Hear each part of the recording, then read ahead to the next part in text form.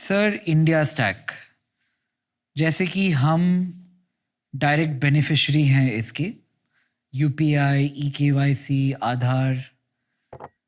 क्या आपको लगा था जब इसका कंसेप्शन हुआ था कि it play out in the manner that it did? आज मैं 30 सेकंड में 10 करोड़ किसानों के खाते में सीधे पैसे भेज सकता हूं। मैं आज देश के 13 करोड़ गैस सिलेंडर के उपभोक्ताओं को सब्सिडी के पैसे एक क्लिक से 30 सेकंड में भेज सकता हूं। क्यों? जनधन अकाउंट किसी को लगे कब होता, लेकिन देश के करोड़ों रुपये जो लीकेज होता था, जो भ्रष्टाचार होता था, वो गया और टेक्नोलॉजी का एक उपयोग हुआ। अब यूपीआई आप देखिए, पूरी दुनिया के लिए अजूबा है जी। दुनिया के मेहमान आते हैं तो पूछते हैं कि भाई यूपीआई कैसे काम करे। मैं उनको कहता हूं जरा वो किसी वेंडर के यहाँ हो आओ भाई।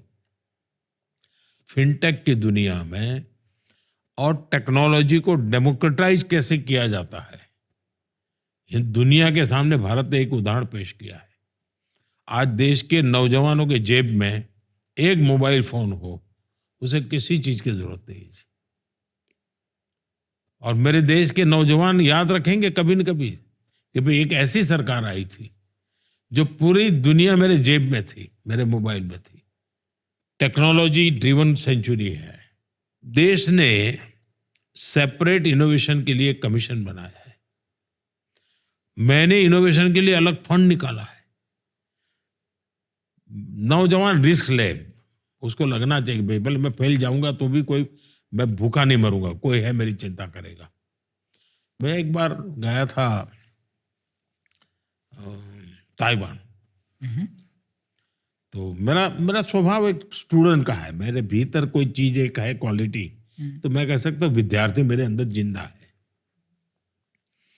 तो मैं वहाँ सब नेताओं से मिला, मैं वहाँ, और मैं इतना प्रसन्न था कि जितने भी इनके लीडर्स थे, अगर ट्रांसपोर्ट का मिनिस्टर था तो उसने दुनिया की बेस्ट यूनिवर्सिटी में ट्रांसपोर्ट में पीएचडी किया हुआ था।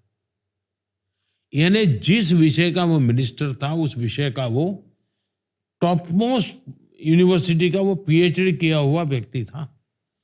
ये चीज मेरे मन को बड़ा प्रभाव कर गया। मेरे देश में भी मैं ऐसा यूथ चाहता हूं जो देश को उस लेवल पे ले जा। वही ताइवान में मैं गया था तो मेरा एक इंटरप्रेटर था, वो क्वालिफाइड इंजीनियर था और अच्छा पढ़ा लिखा था। तो इंटरप्रेटर के रूप में वहां की सरकार ने मेरे साथ लगाया था और मेरी 10 दिन का टूर था ताइवान का। मैं उस सरकार के मेहमान था। ये भी मेरे मुख्यमंत्री बनने की पहले की बात है।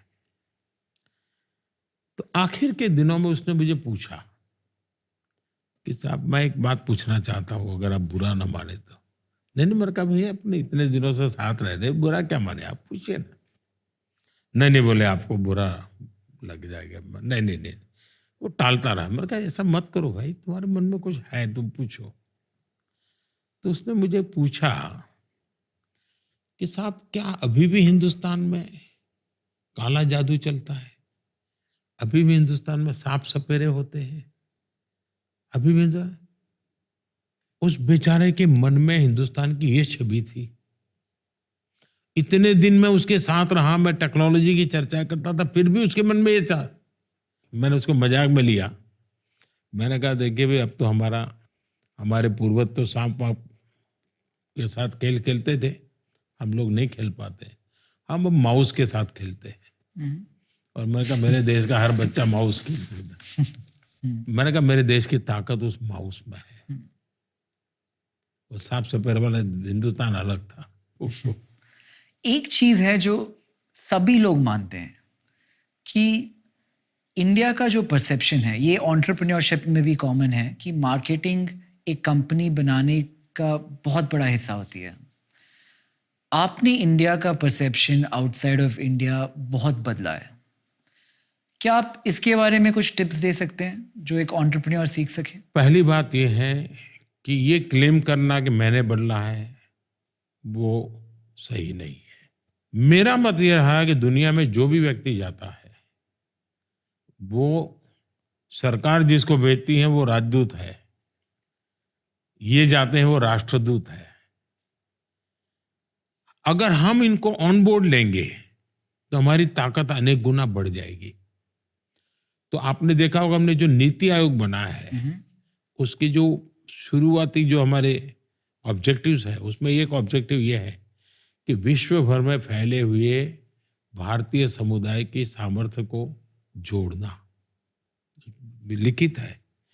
तो मैं सुविचारित, मेरा मत है कि विश्व में जो ये सामर्थ्य है उन सबको जोड़ना चाहिए। दूसरा, मैं मुख्यमंत्री बना उसके पहले भी मेरा विदेशों में जाना बहुत हुआ था, और तब तो मैं संगठन के लोगों के बीच में ही रहता था, उनके बीच में ही जाता था, तो मैं उनकी ताकत से परिचित था और मेरे कॉन्टैक्ट्स भी थे। कभी मुझे अटल जी के कहने पर एक काम के लिए भी मैं गया था, तो मैं काफी मुझे सफलता मिली थी उसमें। तो ये ताकत का उपयोग पहले होता नहीं था, मैंने उसका चैनलाइज करना शुरू किया, तो दुनिया के राजनेताओं को भी लगने लगा भी ये तो बहुत बड़ा फोर्स है, बड़ी बड़ी ताकत है। दूसरा, उनको देखा कि भाई ये मिनिमम क्राइम अगर कहीं है तो हिंदुस्तानियों में है, वेल एजुकेटेड है तो हिंदुस्तानी है, कानून को मानने वाले लोग हैं तो हिंदुस्तानी लोग हैं। तो एक ऑनर का भाव बढ़ने लगा।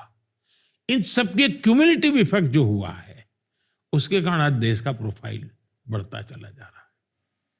और मैं ये ऐसे ही नहीं कह रहा हूँ सर, जब मैं मेरे बचपन में, जब मैं बैंगलोर में बढ़ रहा था 14, 15, 16, 20 साल पहले, 25 साल पहले, तब ऐसा लगता था कि वो एक आदमी जो कॉलेज गया, अमेरिका गया, पीएचडी की और माइक्रोसॉफ्ट में नौकरी कर रहा है या ऐसी कोई कंपनी में, दैट वाज द हाईलाइट।